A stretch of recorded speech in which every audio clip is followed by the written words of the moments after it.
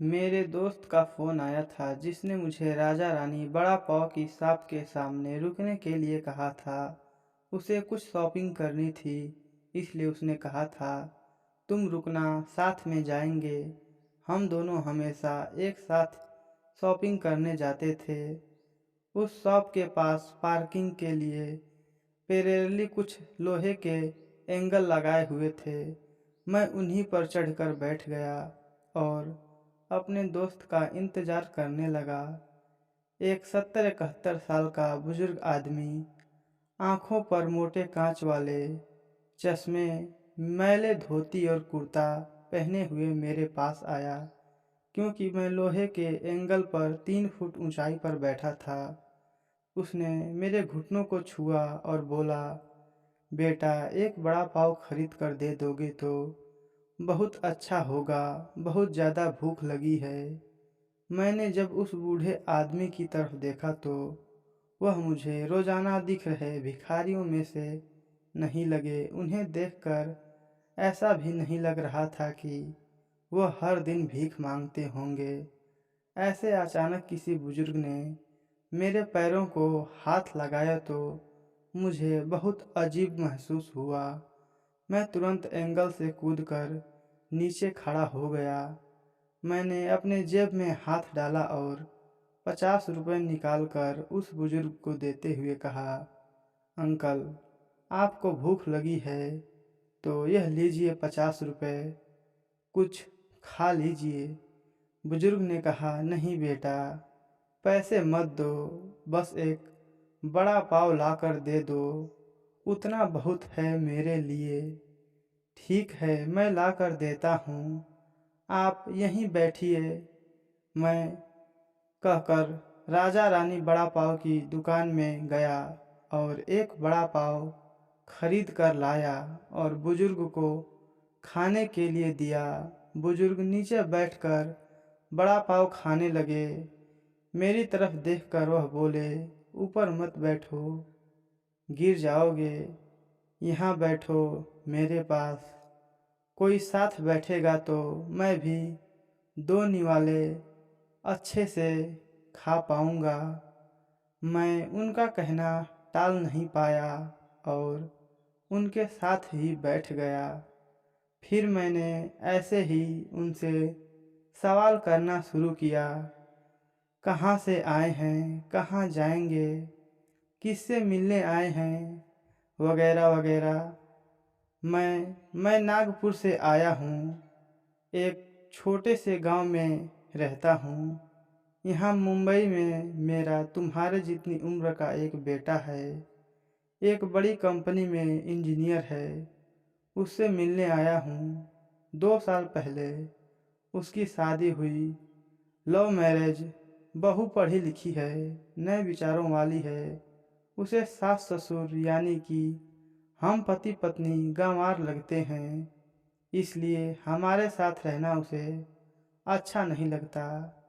इसलिए बेटा अब अलग अलग रहता है, यहीं मुंबई में 2 सालों से। परसों मेरे मोबाइल पर उसका फ़ोन आया था, कह रहा था अमेरिका में नौकरी मिली है, वह बीवी को लेकर जा रहा है अमेरिका 10 साल के लिए। यहाँ मुंबई में था तो 6 महीने में एक बार आता था हम बूढ़े बूढ़ी से मिलने के लिए। अब इतनी दूर परदेश जा रहा है, एक बार मिलने के लिए आओ बोला तो अब समय नहीं बचा है, परसों फ्लाइट में बैठकर जाना है कहता है। अब 10 साल के लिए जा रहा है, पता नहीं तब तक हम जिएंगे या मरेंगे। इसलिए सोचा खुद ही जाकर उससे मिल लेता हूँ।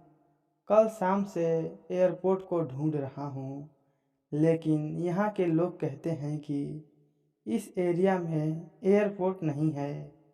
बुजुर्ग ने एड्रेस वाली चिट्ठी मेरे हाथ में देते हुए कहा। उनकी बात सुनकर मैंने कहा, लोग सच कह रहे हैं, एयरपोर्ट यहाँ नहीं है, सांता क्रूज में है। बुजुर्ग ने मेरी तरफ देखकर कहा, लेकिन परसों जब बेटे का फ़ोन आया था तो उसने यही पता लिखवाया था। मुझे लगता है यह फ़ोन भी खराब हो गया है। फ़ोन ही नहीं आ रहा। बेटा का मैंने बताया था उसको कि मैं उससे मिलने आ रहा हूँ मुंबई। कहते हुए बुजुर्ग ने मोबाइल मुझे देखने के लिए दिया। अब मेरे एक हाथ में चिट्ठी और एक हाथ में मोबाइल था। मैंने मोबाइल का बटन दबाकर देखा, मोबाइल अच्छे से चल रहा था और मोबाइल में पूरी तरह नेटवर्क आ रहा था। मैंने उनसे पूछा, आप नहीं लगा के देखे फ़ोन बेटे को? मुझे कहाँ लगाना आता है बेटा फ़ोन। कोई फ़ोन करता है तो उठा लेता हूँ बस, उन्होंने कहा। मैंने रिसीव्ड कॉल में जाकर आखिरी आए नंबर पर कॉल किया। 2 रिंग्स बजने के बाद कॉल कट कर दिया गया।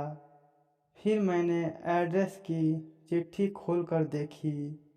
उसमें जहां हम थे वहीं का एड्रेस था, यानी कि जानबूझकर गलत एड्रेस दिया गया था। मैं समझ चुका था कि गलत पता देकर लड़का अपने माँ बाप को टाल रहा है और अब वह उसका फ़ोन भी नहीं उठा रहा था। मुझे यह भी मालूम पड़ चुका था कि वह जिस प्लेन में सवार हो चुका था वह प्लेन कभी भी उसके माँ बाप की दिशा में उड़ने वाला नहीं था। तब तक मेरा दोस्त वहाँ आ गया और बोला, चलो शॉपिंग करने चलते हैं। मैंने उसे 2 मिनट रुकने के लिए कहा और मैं बुजुर्ग की तरफ देखकर सोच में पड़ गया। मैं समझ नहीं पा रहा था कि अपने बेटे के तरफ से होने वाली धोखेबाजी को यह बुजुर्ग समझ नहीं पा रहे हैं या फिर खुद का बच्चा उनके साथ ऐसा व्यवहार कर सकता है, यह वो स्वीकार नहीं कर पा रहे थे। मैं बुजुर्ग से बोला, अब तक तो आपका बेटा जिस प्लेन में बैठा है वह उड़ चुका होगा। मुझे लगता है कि अब आपकी उससे मुलाकात नहीं हो पाएगी, इसलिए अच्छा होगा आप वापस अपने घर लौट जाएं और आंटी भी आपका इंतज़ार करती होगी। मेरी बात सुनते ही अगले ही क्षण उनकी आंखें भर आई। आंसू भरी आंखों से वह मेरी तरफ देखने लगे। घर जाने के लिए भाड़े के पैसे देते हुए मैंने उनके हाथों पर हाथ रखा और पूछा, अंकल मैं कब से आपके हाथों में यह डिब्बा देख रहा हूँ, क्या है इस डब्बे में? मोतीचूर के लड्डू हैं, मेरे बेटे के पसंद के, उसके माँ ने भेजे हैं, उसके लिए खुद बनाकर। बुजुर्ग ने कहा, किसी खंजर से मेरे दिल को चीरकर मेरे अंतःकरण को लहूलुहान कर दिया हो, ऐसी मेरी हालत हो गई। मैं निशब्द होकर बुजुर्ग की तरफ देखता रहा और वहीं बैठा रहा। ये भाई चलना, देर हो रही है। मेरे दोस्त की आवाज़ कानों में पड़ी तो मैं होश में आया और ऐसे ही उस भीड़ में उसके पीछे पीछे चलने लगा। घर पहुंचकर आधी रात तक मैं सो नहीं पाया। रह रहकर एक ही सवाल मेरे कानों में उठ रहा था। एक बड़ा पाव की भीख मांगने वाला वह बेचारा बूढ़ा आदमी भूख से बेहाल होने के बावजूद भी अपने हाथ लाए उस मोतीचूर के लड्डुओं में से एक लड्डू खुद नहीं खा सकता था क्या?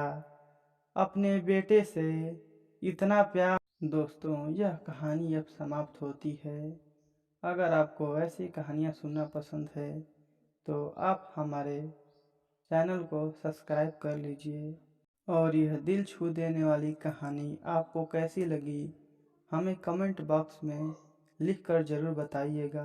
धन्यवाद दोस्तों।